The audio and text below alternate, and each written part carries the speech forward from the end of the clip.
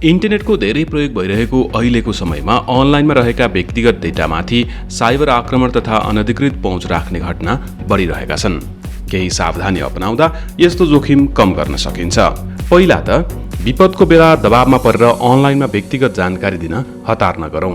आफ्नो user ID र पासवर्डहरूलाई नदिउँ। Viber र व्हाट्सएप जस्ता माध्यममा समेत पहिचान नखोलेका व्यक्तिसँग दोहोरो संवाद नगरौं। त्यस्ताबाट आएका लिङ्क तथा फाइल पनि नखोलौं। आफ्नो अनलाइन एकाउन्ट अरू कसैले प्रयोग गरिरहेको त छैन, सचेत रहौं। बलियो र सजिलै अनुमान गर्न नसकिने पासवर्ड राखौं। बरु पासवर्ड म्यानेजरको प्रयोग गरौं, एउटै पासवर्ड धेरैतिर प्रयोग नगरौं। सकेसम्म पाइरेटेड र क्र्याक सफ्टवेयर प्रयोग नगरौं। सुरक्षा जोखिम हुन सक्ने वेबसाइट नहेरौं। विश्वसनीय एन्टिभाइरसको प्रयोग गरौं। वेब ब्राउजरमा एड ब्लक राख्ने गरौं। जनचेतनाका लागि नेपाल दूरसञ्चार प्राधिकरणबाट जारी सन्देश।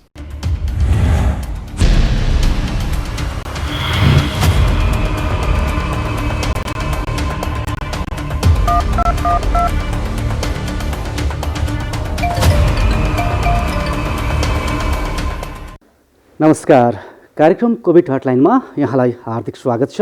कार्यक्रमको साथमा उपस्थित छु म केशव घिमिरे। नेपाल दूरसञ्चार प्राधिकरण र नेपाल टेलिभिजनको संयुक्त प्रस्तुति कार्यक्रम कोभिड हटलाइन यहाँहरूमाझ प्रत्येक दिन आउने गर्छ। शनिबार 11:30 बजे र अन्य बार 12:30 बजे यो कार्यक्रम लिएर हामी तपाईमाझ आउने गर्छौँ। कार्यक्रममा हामी तपाईका जिज्ञासा, गुनासा र समस्याहरू लिने गर्छौँ जुन कोभिड-19 सँग सम्बन्धित हुने गर्छन्। तिनै जिज्ञासा समाधानका लागि हामी सम्बन्धित निकाय समक्ष पुर्याएर मध्यस्थकर्ताको भूमिका निर्वाह गर्ने गर्छौँ। दर्शकवृन्द, आज शनिबारको श्रृङ्खलामा हामीले यो साता प्रसारण गरेका महत्त्वपूर्ण विषयवस्तु मध्येबाट दुईवटा विषय तपाईमाझ प्रस्तुत गर्नेछौँ। र आजको श्रृङ्खलामा प्रवेश गर्नुभन्दा पहिले तपाईँले गुनासा र जिज्ञासा पठाउने माध्यम यहाँनिर प्रस्तुत गर्दछौँ। कार्यक्रम कोभिड हटलाइनमा कोरोना भाइरस कोभिड-19 का कारण सिर्जना भएका विभिन्न समस्या वा गुनासो राख्नको लागि सम्पर्क माध्यमहरू फोन, एसएमएस र Viber 98 427 49 075, Facebook NTV response, email ID ntvcovid19response@gmail.com। आज शनिबारको श्रृङ्खलामा हामीले यो साता प्रसारण गरेका महत्त्वपूर्ण विषयवस्तु मध्येबाट दुईवटा विषयवस्तु तपाईँको आग्रहमा छनौट गरेर प्रसारण गर्ने गर्छौँ। यो साता हामीले प्रसारण गरेको विषयवस्तु मध्येबाट धेरै दर्शकहरूले मानसिक स्वास्थ्यको विषयमा केही समस्याहरू रहेका छन्। ती समस्या समाधानका लागि तपाईँहरूले जुन कार्यक्रम सञ्चालन गर्नुभयो त्यसैमा आधारित रहेर त्यो कार्यक्रम पुनः प्रसारण गरिदिनुहोस् अथवा त्यो कार्यक्रमलाई फेरि हामी माझ ल्याइदिनुहोस् भनेर आग्रह गर्नुभएको थियो र त्यही कार्यक्रम हामी तपाईँ माझ राख्दैछौँ। र हामीले मानसिक जुन समस्या देखिएको छ र पछिल्लो समय प्रदेश 1 मा आत्महत्या गर्ने जुन दर बढेको छ, आत्महत्या गर्ने दर बढ्दै गर्दाखेरि बालबालिका पनि धेरै मात्रामा आत्महत्या गरिरहेका छन् त्यहाँ। र कतै यो कोरोना भाइरसको कारण लकडाउन भयो, विद्यालय बन्दहरू भए, त्यस कारणले गर्दाखेरि यो खालको स्थिति अगाडि बढेको हो कि भन्ने खालको जिज्ञासा हामीमाझ आएको थियो। र दर्शकवृन्द, आजको श्रृङ्खलामा हामीले यो साता प्रसारण गरिएको महत्त्वपूर्ण विषय छ जुन बालबालिकासँग सम्बन्धित पनि छ, मानसिक स्वास्थ्यसँग सम्बन्धित पनि छ। र हामीले यो विषयमा मानसिक रोग विशेषज्ञ डाक्टर नरेन्द्र कटवालसँग कुराकानी गरेका थियौँ र उहाँसँग गरेको कुराकानी अबको क्रममा तपाईमाझ प्रस्तुत गर्दछौँ। डाक्टर साहब, स्वागत छ यहाँलाई कार्यक्रममा। धन्यवाद। मैले केही तथ्याङ्क पनि यहाँ आम दर्शकवृन्दहरूलाई प्रस्तुत गरेँ र यहाँलाई पनि पक्कै जानकारी छ। प्रदेश नम्बर 1 मा पछिल्लो समय, प्रदेश नम्बर 1 मात्र नभनौँ, कोभिड सुरु भइसके पछाडि समग्र देशमा नै आत्महत्याको दर बढेको छ। र यही विषयमा कुराकानी गर्दाखेरि अझै पनि हामी सबै गतिविधि सञ्चालन भइरहँदाखेरि आत्महत्याको दर नरोकिनुमा चाहिँ तपाईँले यसलाई कसरी हेर्नुभएको छ? यहीँबाट सुरु गरौँ न। अब हामीले समग्रमा हेर्दाखेरि आत्महत्याको दर चाहिँ नेपालमा मात्रै होइन, अल ओभर द वर्ल्ड नै कोभिडको जुन पेन्डेमिक आउटब्रेक भएपछि बढेको छ होइन। हजुर, त्यो त डाटाले नै बताइरहेको छ। र हाम्रो देशमा हेर्दा पनि अब आत्महत्याको रेट चाहिँ एकदमै धेरै बढेको देखिन्छ। र हालको एउटा हाम्रो देशको तथ्याङ्क हेर्दा चाहिँ प्रदेश नम्बर 1 को जुन तथ्याङ्क हाल रिलिज भएको छ नेपाल प्रहरीद्वारा, त्यसमा पनि आत्महत्याको दर चाहिँ पहिलाको तुलनामा स्वतः एकदमै ग्राफ बढेको देखिन्छ कि। हजुर हजुर। त्यसमा हामीले यसो हेर्दाखेरि चाहिँ अहिले खास गरी अब बढेको त छ र अरू बेलाको भन्दा हामीले लाइफ अलिकति डिफिकल्टी पनि भएको छ कोभिड आइसकेपछि होइन। हजुर। मान्छेहरूको व्यवसाय, बिजनेस व्यवसाय चौपट भएको छ। अब मान्छेहरूको सोसियल लाइफ एकदमै धेरै डिस्टर्ब भएको छ। मान्छेहरूले पहिला जस्तो खुलस्त हिँड्नु पाएको छैनन्। फ्रिडमलाई एकदमै बाधा पुगेको छ। जतिखेर मास्क लगाएर हिँड्नुपर्छ होइन। त्यो गर्दाखेरि लाइफ पहिलाको जस्तो इजी नभएर धेरै किसिमबाट चाहिँ अलिकति दुःखहरू जिन्दगीमा थपिएको कि जस्तो देखिन्छ कि। त्यसले गर्दा चाहिँ जो भल्नरेबल मान्छे हो, जसलाई चाहिँ जिन्दगी त्यसै पहिलेदेखि नरमाइलो लागिरहेछ, जो चाहिँ पहिलेदेखि खुसी छैन उहाँहरूलाई चाहिँ यसले गर्दाखेरि अरू धेरै स्ट्रेस थप्यो नि त। यसले गर्दाखेरि जस्तो डाक्टर साहब यसमा चाहिँ नि अब कोभिडकै कारणले गर्दाखेरि नै यो आत्महत्याको दर बढेको भनेर भन्न मिल्छ र यसमा अरू कारण अरू फ्याक्टरहरूले कतिको प्रभाव पार्न सक्छ? होइन यस्तो छ, हेर्नु कारण त कोभिड नै कारण हो। कुनै पनि हामीले प्रब्लम समस्याहरू देख्यो भने त्यसको जरासम्म गएर खुतल्नु पर्ने हुन्छ कि। हजुर, एक्ज्याक्टली कहाँबाट सुरु भएछ प्रब्लम? कसैको बिजनेस लस भयो, कसैको जागिर गयो, कसैको स्कुलहरू बन्द भए, बालबालिकाहरू स्कुल जान पाएनन्, धेरै मान्छेहरूको बिजनेस चौपट भयो होइन। अब होटल टुरिज्म व्यवसाय त तपाईँले देखिरहनु भएको छ, बिजोकै भएको छ। यो सबैको प्रब्लम कहाँ छ त? हामीले जरा यसको कहाँबाट स्टार्ट भयो भनेर खोतल्दै जाँदाखेरि त बुझिहाल्नुहुन्छ होइन। कोभिड, हजुर, जुन लकडाउन भयो, लकडाउन के कारणले भन्दा कोभिडको कारणले भयो होइन। अब ट्राभलमा रेस्ट्रिक्सन भयो, गेस्टहरू आउन छोड्नु भयो, सबै बिजनेसहरूलाई असर पर्यो। अनि इन्कम घटेपछि मान्छेहरूको कन्ज्युम गर्ने जुन एउटा खर्च गर्ने उसमा चाहिँ नि अब इन्कम त्यसै घटेपछि मान्छेले त्यसै नै आफूले खर्च गर्न नसकिने भयो होइन। गर्दाखेरि स्टार्ट चाहिँ कोभिडबाटै भएको छ, तर समग्र अल ओभर द बिजनेसमा चाहिँ यसले असर गरेको छ कि। हजुर, जस्तो अब हजुर यसमा चाहिँ जस्तो अब समग्र रूपमा प्रदेश 1 को तथ्याङ्क 6 महिनाको हेर्दाखेरि 673 रहेको छ र बालबालिकाको आत्महत्याको दर निकै डरलाग्दो देखियो प्रदेश नम्बर 1 मा। बालबालिका किन आत्महत्यासम्म पुग्छन्? यसलाई अलिकति मनोरोग अथवा मनोचिकित्सकको हिसाबले, मानसिक रोग विशेषज्ञको हिसाबले तपाईँले कसरी हेर्नु भएको छ यसलाई? बालबालिकाको हेर्दा चाहिँ अलिकति फरक। बालबालिका के छ भने अहिलेको मोडर्न युगमा हेर्नु भने बालबालिकाहरू जतिखेर पनि मोबाइलमा इन्टरनेटमा धेरै झुम्मिएको देखिन्छ कि, जुन चाहिँ पहिला थिएन होइन। आजभन्दा 1 डिकेड अगाडिसम्म 8-10 वर्ष अगाडिसम्म यस्तो ट्रेन्ड थिएन। अहिले चाहिँ इन्टरनेटको इजी एक्सेसिबिलिटी, किनभने हरेकको घरमा, हाम्रो घरमा इन्टरनेटको सुविधा छ, हरेकसँग स्मार्टफोन छ होइन। इभन बालबालिकाहरूलाई अनलाइन पढाइ, अनलाइन स्टडी गर्नुपर्ने हुन्छ हिसाबले बाध्य भएर बुवा आमाले ट्याब्लेटहरू, यो सानो हातमा चलाउने मोबाइल एप्लिकेसन्सहरू भयो होइन, सानो ट्याब्लेटहरू किन्नै परेको छ बाध्यता कि। अनलाइन क्लास लिनु छ, ल्यापटप किनिदिनु परेको छ। त्यसले गर्दा बच्चाहरूको इजिली एक्सेस छ इन्टरनेटमा। तर इन्टरनेटमा के छ, हजुरलाई अब हेर्दाखेरि गेमहरू छ, विभिन्न किसिमको गेमहरू छ, इन्टरटेनको अरू भिडियो गेमहरूमा बालबालिकाहरू धेरै झुमेको देखिन्छ कि खेल्नुको सट्टा। त्यसरी धेरै झुमेको देख्दाखेरि त्यहाँ विभिन्न विकृतिको कुराहरू पनि उनीहरूले हेर्छन्। जस्तो युट्युब हेर्छन्, त्यहाँनिर राम्रो मात्र कुरा होइन नराम्रो कुरा पनि हुन्छ होइन। त्यसमा नै उनीहरूको एक्सपोजर हुन्छ। विभिन्न किसिमको अफवाह, नराम्रो किसिमको समाचारमा उहाँहरूको एक्सपोजर हुन्छ। त्यसले गर्दाखेरि त्यहाँबाट चाहिँ बालबालिकाहरू चाहिँ इजिली इन्फ्लुएन्स हुन्छन्।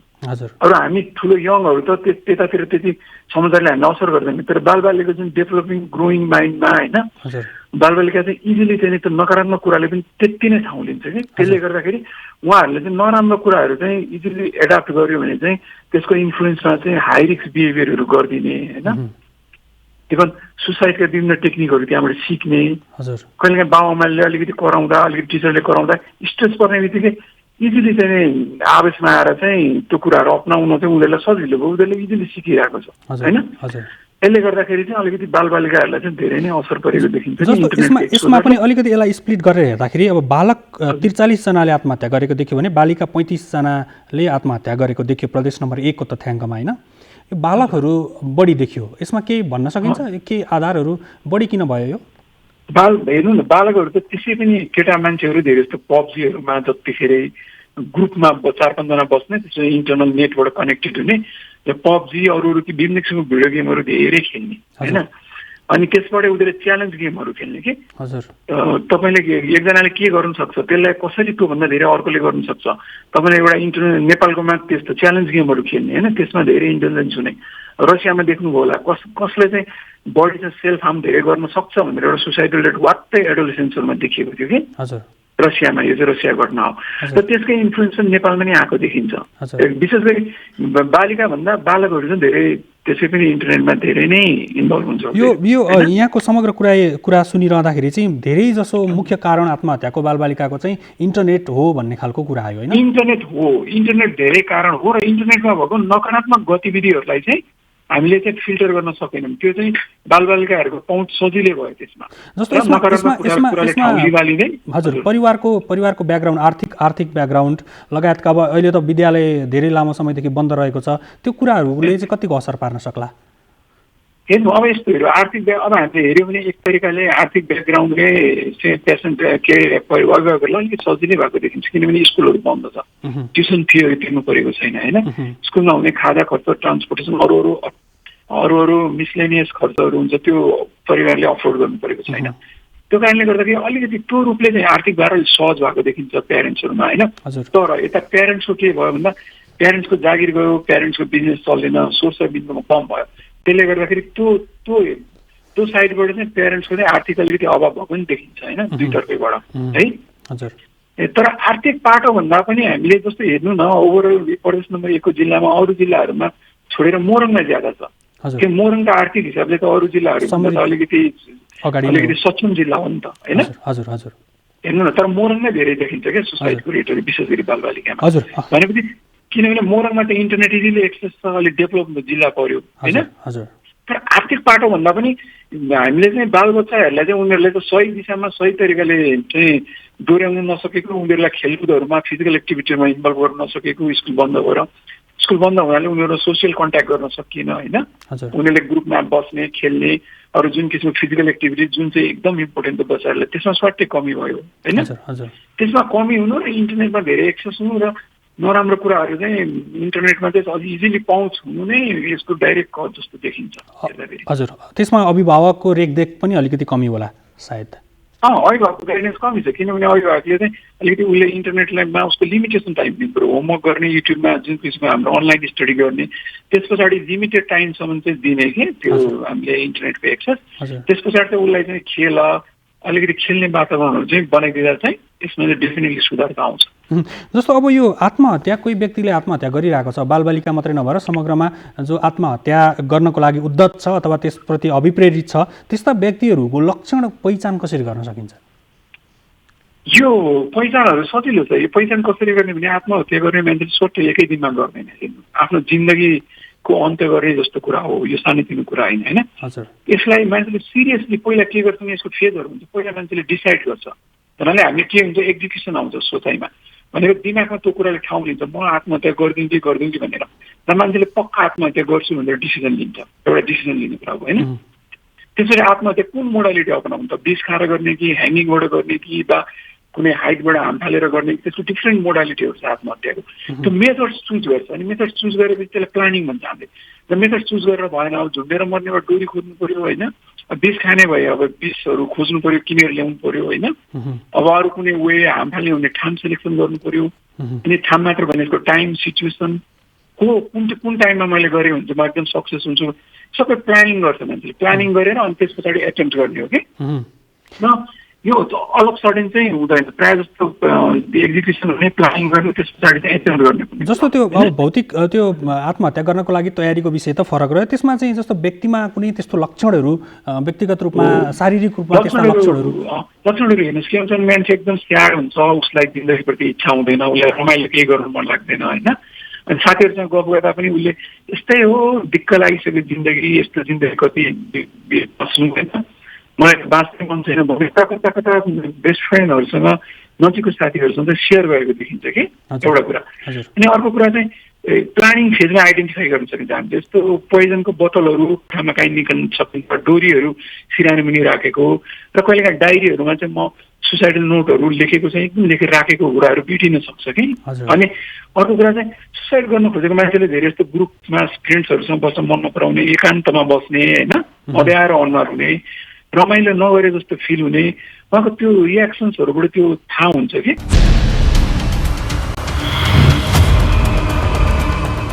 यसै गरी गत बुधबारबाट जुन कोभिड-19 विरुद्धको भ्याक्सिन दिन सुरु गरियो या भनौँ कोभिसिल्ड खोप दिन सुरु गरियो त्यो लगाइसकेपछि लगाइरहेका व्यक्तिहरूको स्वास्थ्य अवस्था कस्तो होला र लगाइसकेपछि कस्ता खालका लक्षण देखिए होलान् बिरामी पर्नु भयो होला कि भएन होला भन्ने खालका जिज्ञासाहरू हामीमा आएका थिए र यो जिज्ञासा सम्बोधनका लागि हामीले विभिन्न पक्षहरूसँग यो साता विभिन्न कार्यक्रमहरू प्रसारण गरेका थियौँ त्यसैमध्ये हामीले डाक्टर शेरबहादुर पुनसँग गरिएको कुराकानी तपाईँमाझ प्रस्तुत गर्दैछौँ र हामीले जुन शुक्रराज ट्रपिकल तथा सरुवा रोग अस्पतालका क्लिनिकल रिसर्च युनिटका संयोजक एवं सरुवा रोग विशेषज्ञ डाक्टर शेरबहादुर पुनसँग यही विषयमा रहेर केन्द्रित रहेर कुराकानी गरेका थियौँ अब क्रममा सो कुराकानी तपाईँमाझ प्रस्तुत गर्दछौँ। शेरबहादुरजी कार्यक्रममा यहाँलाई स्वागत छ। धन्यवाद।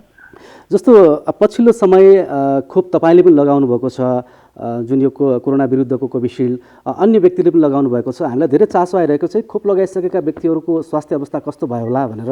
तपाईँको कस्तो छ अहिले स्वास्थ्य अवस्था? मेरो एकदम ठिक छ। मैले खास त्यस्तो केही अनुभव गरिनँ। पक्कै पनि अब यो खोप नयाँ भएको हुनाले अब धेरै मान्छेहरूको चासो पनि छ लाउने नलाउने। अहिले पनि कतिपय अरू त अब साधारण नागरिक त छुट्टै कुरा, इभन स्वास्थ्य कर्मीहरू बिच पनि एक प्रकारको दुविधा रहेको चाहिँ देखिन्छ। तर बिस्तारै हट्दै जाला भन्ने चाहिँ आश गरौँ। जस्तो हामीले केही समय अगाडि सुदूरपश्चिम स्वास्थ्य निर्देशनालयका निर्देशकसँग कुराकानी गरेका थियौँ र उहाँले केही व्यक्तिमा भनौँ 10 जनामा हल्का ज्वरो देखिएको छ भन्नुभएको थियो। अनि अब तपाईँसँग आएको सम्पर्कमा तथ्याङ्क के कस्तो छ कोभिड जुन कोरोना विरुद्धको खोप लगाइसकेकाको अवस्था? हजुर, यो हुन त अब सबैसँग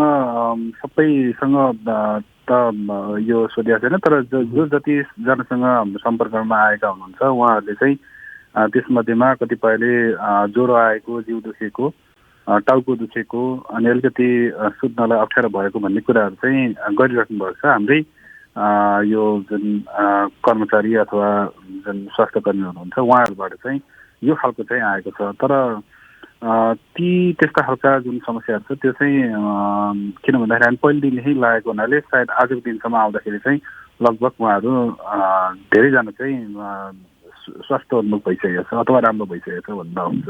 भनेपछि केहीलाई केही ज्वरो आउने सामान्य लक्षणहरू देखिए पनि उहाँहरू निको भइसक्नु भयो?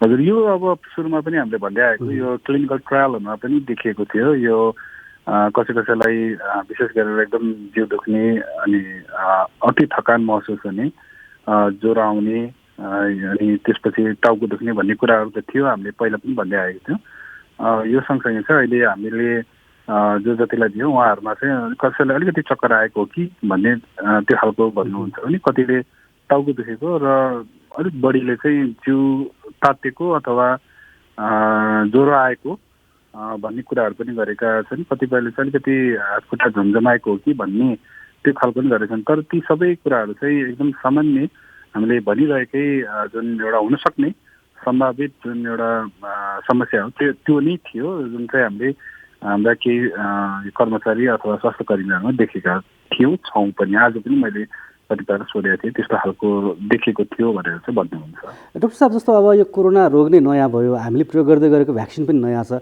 कति यो नयाँ चिज भएको हुनाले कतै मनमा कुरा खेलेर अथवा त्यो खालको तनाव लिएर यो खालका ज्वरो आउने अथवा शरीर तात्ने त्यस्तो खालको लक्षणहरू देखिन्छ देखिँदैन, के हुन्छ यो चाहिँ? हो, यो तनावले पनि आएको देखेको छु। कति छ भन्दाखेरि चाहिँ अब साथीभाइलाई फोन गरेर चाहिँ यो भ्याक्सिन लगायो भने त रिङ्गटा लाग्छ अरे त्यो लाग्छ अरे भन्दै गर्दा सुन्दै उहाँलाई चाहिँ रिङ्गटा लागेको फिल भयो भन्ने पनि छन् होइन। त्यो भन्नुभन्दा अगाडि चाहिँ केही नहुने अनि त्यो भनेपछि चाहिँ हो कि भनेर त्यस्तो भएको पनि भन्ने कुराहरू आएको छ। त्यसले गर्दाखेरि अब कतिपय कुराहरू चाहिँ अब धेरै सोचेर अथवा अरूको कुराहरू सुनेर पनि यस्तो हुन्छ अरे उस्तो हुन्छ अरे भन्दा आफूलाई पनि भएको हो कि भन्ने खालकोहरू अनुभव पनि सुनाउनु भएको, जबकि त्यो त्यस्ता खालको कुराहरू कसैले नसुनाउनुभन्दा अगाडि चाहिँ सामान्य अवस्थामा। त्यसले गर्दाखेरि अब धेरै कुराहरू यो भ्याक्सिनै नयाँ भएको यो बारेमा विभिन्न परिचर्चाहरू भइरहेको अवस्थामा पक्कै पनि एउटा यो यसप्रति अलिकति के होला कसो होला भनेर उत्सुकता शङ्का हुनु चाहिँ एउटा स्वाभाविकै जस्तो लाग्छ। अब योभन्दा अगाडि अथवा हामीभन्दा अगाडि नजिकै देश भनौँ भारतमै 8-10 दिन अगाडि नै सुरु गरिसकेको अवस्था छ र त्यहाँबाट पनि यस्ता खालका जुन साइड इफेक्ट भनौँ सामान्य साइड इफेक्टहरूको बारेमा अब त्यहाँका मन्त्रालयको वेबसाइटमा पनि राखेका छन्। त्यो हामी अथवा म पनि अपडेट भइरहेको हुन्छु र त्यो त अब देखिरहेको र हुन्छ नि भनेर भनिरहेको अवस्था भएको हुनाले अहिले मलाई जहाँसम्म लाग्छ अब कतिपय मानिसहरूले अझै पनि शङ्का उपशङ्का गरिराखेको हो भन्यो भने त्यस्तो खास धेरै मनमा यो प्रति धेरै नकारात्मक हुनुपर्छ भन्ने जस्तो लाग्दैन। किन भन्दाखेरि हामीहरूको त अब अस्पतालमा धेरैले भनौँ लगभग धेरैभन्दा धेरैले चाहिँ अब लगाइसकेको अवस्था छ र अघि मैले भने जस्तै जिउ दुख्ने अथवा जुन पाखुरामा लगाएको त्यो अलिक दुखे जस्तो हुने, ज्वरो आउने, कसैलाई टाउको दुख्ने, अलिक निन्द्रा नलागेको हो कि किन भन्दाखेरि त्यो एक प्रकारको स्ट्रेस भनौँ त्यस्तो कारणले गर्दाखेरि भएको भन्ने कुरा चाहिँ देखिन्छ हेर्दाखेरि। अब यस्तो खालको तनाव नियन्त्रण गर्न या भनौँ न्यूनीकरण गर्न के गर्दा ठिक होला? सामान्यतया चाहिँ जुन लक्षणहरू देखिन्छ लक्षणकै आधारमा औषधि चलाउने भन्छ। जस्तो उदाहरणको लागि कसैलाई ज्वरो आयो भने हामी सिटामोटै खानको लागि सल्लाह दिने हो अथवा जिउ दुख्छ होला उहाँको अब जुन हामी पेन किलरहरू प्रयोग गर्छौँ सिरप हुने सबभन्दा बेस्ट भनौँ होइन यसरी चाहिँ हामीले प्रयोगहरू गर्ने गर्छौँ अरू अब त्यो चाहिँ 2-4 दिनपछि बिस्तारै कम भएर जानेछन् र मलाई जहाँसम्म लाग्छ हिजोसम्म जसले यस्ता कुराहरू सुनाएको थिए भनेको मतलब अस्ति आजसम्म आउँदाखेरि चाहिँ लगभग उहाँहरूको अनुहारमा सबै हँसिलो नै देखिन्छ त्यो भनेको चाहिँ धेरै सुधार भइसकेको छ भनेर बुझ्न सकिन्छ त्यसलाई भनेपछि यो त्यति लामो समयसम्म रहँदैन यस्तो खालको समस्या यो चाहिँ हाम्रो अनुभवले हाम्रो हुन त यो एउटा प्रतिनिधि एउटा हुनसक्छ तर पनि मलाई जहाँसम्म लाग्छ जहाँ जसले लगाइराख्नु भएको छ 2-4 दिनभन्दा धेरै टाढा जाँदैन यस्तो खालको जस्तो डाक्टर साहब के जिज्ञासाहरू छन् हामीलाई यो खोपसँग लिएर जस्तो पहिलो र दोस्रो डोजले भिन्न भिन्न काम गर्ने हो जुन कोरोनाको विरुद्ध लगाउने खोपले भनेर सोध्नु भएको छ यो विषयमा के भन्नुहुन्छ होइन यो भ्याक्सिन एउटै हो खालि सुरु र अनि पछि चाहिँ बुस्टरको रूपमा लिनुपर्ने हुन्छ हामीले अब सुरु भनेको चाहिँ पहिला अब हाम्रो शरीरलाई रक्षा प्रणालीलाई चाहिँ अलिकति सेन्सिटिभ गर्ने हो र पछि चाहिँ जुन भ्याक्सिन हामीले यही भ्याक्सिनको मात्रै कुरा गरे अहिले जुन हामीले प्रयोग गरेको छौँ त्यो चाहिँ 4 देखि 12 हप्तासम्म लगाउनु मिल्छ भनिएको छ त्यो बेलामा लगाउने चाहिँ त्यही भ्याक्सिन हो तर त्यो बेलामा बुस्ट गर्छ हाम्रो जुन एउटा बनिरहेको जुन रक्षा प्रणालीलाई सक्रिय बनाउने अथवा एन्टिबडीलाई चाहिँ बढावा दिने काम र त्यो दोस्रो डोजले चाहिँ अलिक लामो समयसम्म स्थिर हुन्छ भन्ने छ अब यद्यपि आजको मितिमा कति लामो समय स्थिर हुन्छ भनेर त्यो एउटा अध्ययन अनुसन्धानकै पाटो रहेको छ तर पनि 2वटा डोज पुरा लगायो भने चाहिँ त्यसले अलिक लामो समयसम्म र पर्याप्त मात्रामा चाहिँ रोगसँग लड्ने क्षमता हाम्रो शरीरमा चाहिँ विकास गर्छ भन्ने त्यो खालको चाहिँ छ जस्तो डाक्टर साहब अब पहिलो डोज लगाउँदै सामान्य ज्वरो आउने अथवा चक्कर लागेको जस्तो फिल हुने त्यस्तो खालको जुन समस्याहरू देखिए अब उहाँहरूले दोस्रो डोज लगाउने कि नलगाउने के छ यस विषयमा के भन्नुहुन्छ यो एउटा राम्रो प्रश्न हो र एकदम सान्दर्भिक छ मैले पढे अनुसार चाहिँ अब पहिलोमा त्यस्तो भए तापनि दोस्रोमा चाहिँ सामान्य भएको अथवा नभएको भन्ने कुराहरू चाहिँ मैले पढ्नमा पाएको छु त्यसले गर्दाखेरि चाहिँ त्यस्तो हुनैपर्छ भन्ने जरुरी छैन मलाई जहाँसम्म लाग्छ अझ हुँदैन भन्ने चाहिँ मेरो भनाइ छ यद्यपि अब दोस्रो डोज लगाएर हामीले कसैको अनुभव लिएको छैन तर मैले जे जति पढेँ र मेरो आफ्नो अनुभवमा चाहिँ किन हुन्छ भन्दाखेरि सुरुवातीमा त्यो जुन चिज हामीले भ्याक्सिन पाएको हुन्छ त्यो हाम्रो शरीरको लागि एउटा नौलो हुन्छ र त्यो क्रिया प्रतिक्रिया हुँदाखेरि ज्वरो आउने जिउ दुख्ने हुनुपर्छ भन्ने हो तर दोस्रो पटक त अब त्यो बेलासम्म त हाम्रो शरीरले त्यसलाई पहिचान गरिसकेको हुन्छ र त्यो सम्भावना चाहिँ नहुनु पर्ने हो भने यो मेरो व्यक्तिगत धारणा हो तर मैले पढ्दै गर्दा या जुन फेज क्लिनिकल ट्रायलको जुन फेजको त्यो जुन अनुसन्धानकर्ताहरूको लेखहरू पढ्दै गर्दाखेरि चाहिँ एकजना व्यक्तिमा पनि त्यस्तै ज्वरो आएको तर दोस्रो डोज लगाउँदाखेरि चाहिँ केही नभएको सामान्य भएको भनेर उल्लेख नै गरेको छ त्यहाँ उल्लेख गरेको र यो मेरो आफ्नो व्यक्तिगत धारणा यहाँ लाग्दाखेरि चाहिँ मलाई जहाँसम्म लाग्छ कसैलाई यदि केही गरी चाहिँ पहिलो डोजमा त्यस्तो सामान्य अनुभवहरू गरेको हो भने दोस्रो डोजमा जाँदाखेरि चाहिँ नहुनु पर्ने हो भन्ने चाहिँ मेरो भनाइ हो जस्तो यो इम्युनिटी पावर कम भएको अथवा उसँग कोरोना सङ्क्रमण भएको भएर त त्यस्तो लक्षण देखेको त होइन यो युजली अब किन भन्दाखेरि हाम्रो शरीरको लागि कुनै पनि चिज शरीरभित्र प्रवेश गरेर त्यो फरेन बडी भएर हाम्रो जुन रक्षा प्रणाली छ त्यो सक्रिय हुने गर्छ अब सक्रिय हुँदाखेरि अब त्यो पनि त एउटा कोरोना भाइरसको एउटा सानो जिन न हो त्यो स्पाइक जिन भन्छौँ हामीले अहिले जुन प्रयोग गरिरहेको छ त्यो एउटा एडिनो भाइरस भन्छ एडिनो भेक्टर भ्याक्सिन भनेको कारण चाहिँ एडिनो भाइरस जुन चिम्पान्जीमा हुन्छ त्यो भाइरसलाई जेनेटिकली मोडिफाई गरेर चाहिँ मानिसमा त्यसले डिजिज डेभलप अथवा रोग चाहिँ विकास गर्न नसक्ने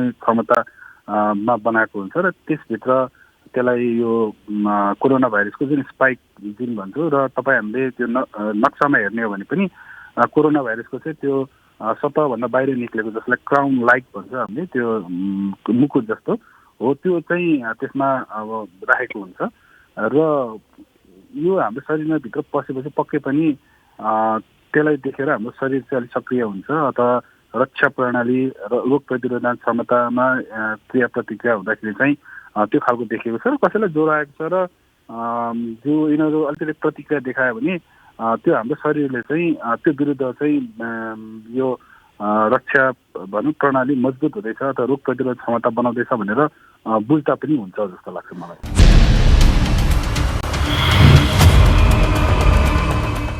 दर्शकवृन्द, आजको श्रृङ्खलामा हामीले दुईवटा महत्त्वपूर्ण विषयवस्तु तपाईँ माझ राख्यौँ, जुन मानसिक स्वास्थ्य र कोभिड-19 विरुद्धको खोप लगाइसकेका व्यक्तिहरूको अवस्थाको बारेमा रहेका थिए। र आजको श्रृङ्खलामा यही विषयवस्तुसँगै हामीले बिदा माग्नुपर्ने बेला हुने लागेको छ।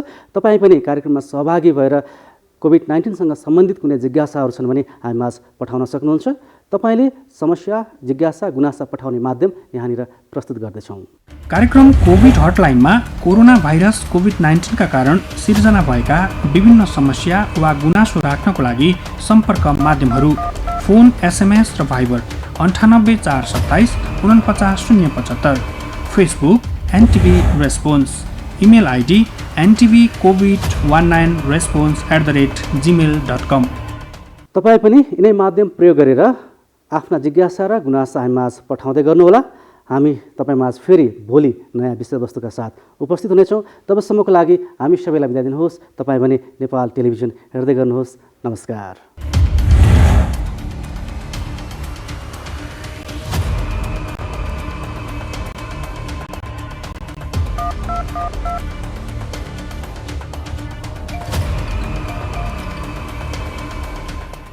इन्टरनेटको धेरै प्रयोग भइरहेको अहिलेको समयमा अनलाइनमा रहेका व्यक्तिगत डेटामाथि साइबर आक्रमण तथा अनधिकृत पहुँच राख्ने घटना बढिरहेका छन्।